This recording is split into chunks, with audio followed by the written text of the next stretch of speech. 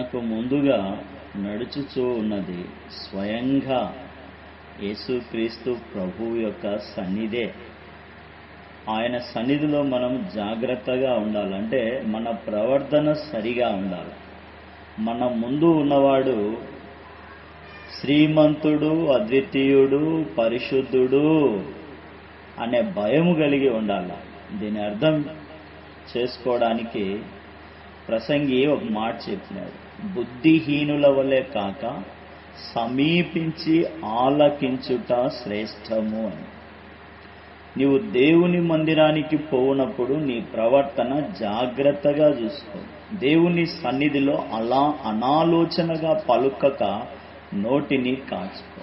దేవునికి మొక్కుబడి చేసుకుంటే త్వరగా చెల్లించు. నీ మట్టుకు నీవు దేవుని యందు భయభక్తులు కలిగి ఉండాలి.